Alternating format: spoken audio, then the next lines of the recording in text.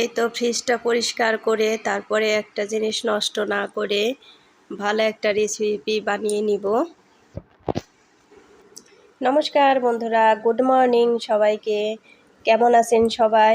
আশা করি ভগবানের কৃপায় ভালোই আছেন। আর ভিডিওর শুরুতেই বলছি যে একটা লাইক দিয়ে আমার ভিডিওটি কন্টিনিউ করবেন, আর ভিডিওটি স্কিপ না করে পুরোটাই দেখবেন। আশা করি ভালোই লাগবে। আমার ভিডিও কিন্তু খুবই ছোট, দেখতে বেশি সময় লাগবে না, একটু কষ্ট করে দেখে নেবেন। এই তো এই যে আমি সকাল সকালই এই ফ্রিজটা আগে পরিষ্কার করে নিচ্ছি। প্রথমে আমি খালি ভেজা কাপড় দিয়ে পরিষ্কার করতে লাগছিলাম, তা দেখে পরিষ্কার হয় না। তারপরে একটু ভিম বার নিয়ে যে পরিষ্কার করছি, এখন একদম পরিষ্কার হয়ে যাচ্ছে। আর আমি 2.5 মাস বাড়িতে না থাকায় এই ফ্রিজটা একদমই ময়লা হয়ে গিয়েছে, কারণ আপনাদের দাদা তার পরিষ্কার করতে পারে নাই। ভিতরে পরিষ্কার করছে, ভিতরে বরফ এগুলো সব ফেলে দিয়েছে, কিন্তু বাইরে তো আর পরিষ্কার করতে পারে নাই। আর ফ্রিজটা তো রান্নাঘরেই, রান্নার তেল ঝাঁঝে একদম ময়লা হয়ে গিয়েছে। এই যে এখন এই ভিম বার দিয়ে পরিষ্কার করায় একদমই পরিষ্কার হয়ে যাচ্ছে। ওই যে একদমই চকচকে হয়ে গেছে। আর বাড়িতে হাউস ওয়াইফরা বাড়িতে না থাকলে পারে যা হয় আর কি, আমাদের মতো হাউস ওয়াইফরা যদি বাড়িতে থাকে তাহলে তো 2 দিন পর পরই এই পরিষ্কার করতে হয়। পরিষ্কার করা থাকলে পরে আর ময়লা হয় না। তা না হলে যে ভিজা হাত দিয়ে ধরে ফ্রিজটা খুললে পারে ওই দাগ পড়ে যায়, ওই দাগ আর উঠতে চায় না। এই যে এখন একদম আয়নার মতো ঝকঝকে হয়ে গিয়েছে। এই ফ্রিজটা পরিষ্কার করে তারপর আবার রান্না করতে যাব। এই তো ফ্রিজ এই যে সামনে পরিষ্কার করা হয়ে গিয়েছে, এখন এই যে সাইডে পরিষ্কার করছি। আরেক সাইডে তো করা যাবে না, আরেক সাইড ওই পাশে মিশানো ওয়ালের সাথে, এই জন্য এই পাশটাই করে নিচ্ছি। আর আমার কণ্ঠটা কিন্তু আজকেও ভালো হয়নি, একদমই গলা বসা। এই তো আমার ফ্রিজটা একদম চকচকে হয়ে গিয়েছে আর পরিষ্কারও হয়ে গিয়েছে। আর আমার চ্যানেলে যারা নতুন তারা একটা সাবস্ক্রাইব করে পাশে থাকা বেল আইকনে ক্লিক করে দিবেন, তাই নোটিফিকেশন চলে যাবে সবার আগে আপনার কাছে। আর যারা সাবস্ক্রাইব করে রেখেছেন তাদের জন্য রইল অসংখ্য অসংখ্য ধন্যবাদ। এই তো এই যে আমি ভাত বসিয়ে দিয়েছি, আমার ভাত এই যে উতরিয়েও গিয়েছে। আর এইদিকে ডাল বসিয়ে দিয়েছি। এই তো ডালও প্রায় ফুটে গিয়েছে, এই যে ঢেকে দিয়েছিলাম তাড়াতাড়ি ফোটার জন্য। আর আজকে বৃহস্পতিবার, আজকে তো মাছ রান্না হবে না। আর এই যে পটল ভাজি করব। পটল আগে একটু আমি ভাপ দিয়ে নিব, এই লবণ হলুদ এইগুলো দিয়ে আর পরিমাণ মতো একটু জল দিয়ে ভাপটা দিয়ে নিব। ভাপ দিলে পরে তেল একটু কম লাগে, আমার শুধু তেল বেশি হয়ে যায়, এই জন্য আমি আগে একটু ভাপ দিয়ে নিই, তারপরে ভেজে নিই, তাই অল্প তেলেই ভাজা হয়ে যায়।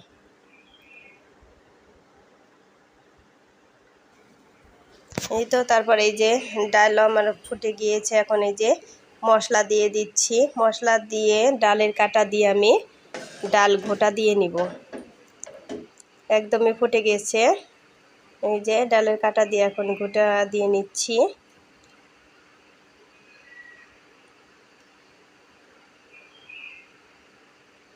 ডাল কিন্তু আমার একদমই গলে গিয়েছে, ওই যে দেখেন এক ফোঁটাও ওই নাই, শক্ত কোনো ডাল নেই। আর এই যে পটলও ভাপ দেওয়া হয়ে গিয়েছে। তারপরে যে সেচকি ভাজি করব, সেচকি এগুলো একটু ভাপ দিয়ে নিচ্ছি। সেচকি ভাজি হলো লাউয়ের চুষা আর আলু ঝুরি করে বানানো। এই লাউয়ের চুষা ভাজি কিন্তু খুবই টেস্ট হয়, যারা খান নাই তারা এই লাউয়ের চুষা ফেলে না দিয়ে একবার এইভাবে ভেজে খেয়ে দেখবেন।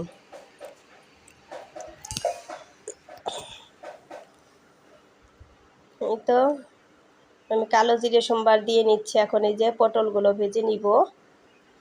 আর আমার এই লোহার কড়াই এত ভালো, এই কড়াইতে এক ফোঁটা লেগেও যায় না, আর ভাজি করতে তেলও খুব কম লাগে। এই জন্য আমার এইটা ছাড়া অন্য কড়াইতে রান্না করতে ইচ্ছে করে না। এই যে আমার পটলগুলো ভাজা হয়ে গিয়েছে। এখন আমি এই তেলেই ওই ছেচকিগুলো ভেজে নিব। এই যে আবার কালো জিরে সম্বার দিয়ে দিলাম। এখন এই যে ছেচকিগুলো ভেজে নিব। এই ছেচকি ভাজা কিন্তু খুবই টেস্ট। যারা খান নাই তারা একবার হলেও খেয়ে দেখবেন যে কতটা টেস্ট হয়। আমি তো লাউয়ের চোচা একদমই ফেলে দিই না, কখনোই ফেলে না দিয়ে এইভাবে ভেজে খেয়ে নিই। এই তো এই যে ডাল সম্বারের জন্য এই যে পাঁচফোড়ন সম্বার দিয়ে দিয়েছি, তেজপাতা শুকনো মরিচ দিয়ে। এখন এই যে ডালও দিয়ে দিলাম। পুরোটুকু ঢেলে দিব এই কড়াইতে। এই ডালটাও আমার খুবই টেস্ট হয়েছিল। এই তো রান্না বান্না হয়ে গিয়েছে, আর বেশি কিছু রান্না করি নেই। শর্টকাটে রান্না ডাল, পটল ভাজি আর ছেচকি ভাজি। এই যে তারপরে এই যে চিড়ে, ঘরে চিড়ে ছিল অনেক, তাই এক দিদিভাইয়ের চ্যানেলে এই রেসিপিটা দেখে তারপরে ভাবলাম যে একটু ট্রাই করে দেখি। এই চিড়ে ভালো করে ধুয়ে আমি কিন্তু পাটায় বেটে নিয়েছি, কারণ চিড়ে ধুইলেই তো একদম নরম হয়ে যায়। এই তো আমি এখন পরিমাণ মতো জল দিয়ে দিলাম। 1 কাপ চিড়ে নিয়েছি আর 2 কাপের বেশি জল দিয়ে দিলাম। যে এখন ভালো করে যে নেড়ে চেড়ে জলের সাথে মিশিয়ে নিব। মিশিয়ে তারপরে এই যে জাল দিব। জাল দেওয়ার সময় কিন্তু নাড়তে হবে একভাবে, না নাড়লে ওই যে নিচে লেগে যাবে, নিচে লাগতে দেওয়া যাবে না। এই তো জাল হতে হতে ঘন হয়ে আসছে, ওই দেখেন কত ঘন হয়ে সারছে। একভাবে নাড়তে হবে, উপরে সরও ফেলানো যাবে না আর নিচে লাগানো যাবে না।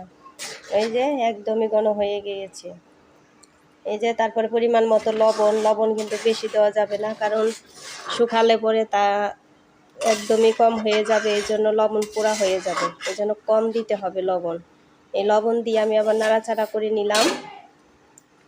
এই যে জিরে দিয়ে দিলাম, তারপর কালো জিরে দিয়ে দিব। এই যে আবারও নাড়াচাড়া করে নিব, মানে নাড়তেই থাকতে হবে। ওই যে তারপরে হলো গোলমরিচ গুঁড়ো দিলাম, এখন চিলি ফ্লেক্স দিয়ে দিলাম। একটু ঝাল ঝাল হলে ভালো লাগবে। এই যে আবার একটু নাড়াচাড়া করে আর একটু জাল দিয়ে ওই যে ঘন হয়ে গিয়েছে। এখন এই যে নাড়তে চাড়তেই হয়ে যাবে। এখন এই যে নামিয়ে দিয়েছি, ওই যে উপরে ফ্যান চালিয়ে দিয়েছি যাতে শর্টটা না পড়ে উপরে। না নাড়তেই থাকতে হবে, নাড়াচাড়া করে একটু ঠান্ডা করে নিতে হবে।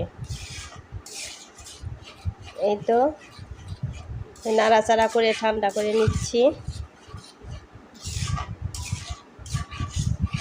তারপরে দেখুন যে আমি কিভাবে দেই। আর আমার এই রেসিপিগুলো ভালো লাগলে কমেন্ট করে জানাবেন, আর আপনারাও একবার এইভাবে ট্রাই করে বানিয়ে দেখবেন। আর এই আমি কিন্তু এইটা চালের বস্তা নিয়েছি, এই চালের বস্তাটা ভালো করে ধুয়ে রোদে শুকিয়ে তার উপরে একটু তেল মাখিয়ে নিয়েছি যাতে নিচে লেগে না যায়। এই তো এই যে সুন্দরভাবে দিচ্ছি আমি, কিন্তু একদম পুরা রোদের মধ্যে বসে বসেই দিচ্ছি। এই যে তারপর ওড়না নিয়ে আসলাম মাথায় দেওয়ার জন্য, একদমই রোদ। যাই হোক, আমার এই রেসিপিগুলো কেমন লাগছে আমাকে কমেন্ট করে জানাবেন। যে যেখানেই থাকেন, দেশে বা দেশের বাইরে, আমাকে ছোট্ট করে একটা কমেন্ট করে জানাবেন।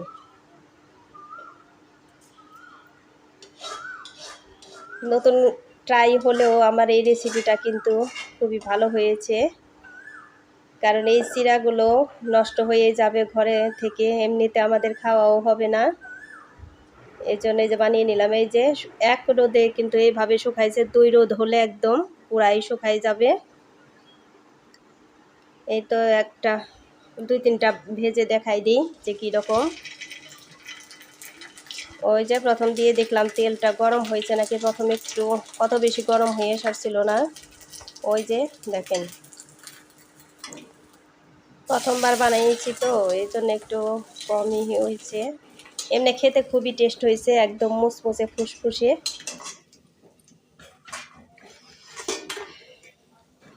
সবাই ভালো থাকবেন, সুস্থ থাকবেন এই কামনা করে ভিডিওটা শেষ করছি।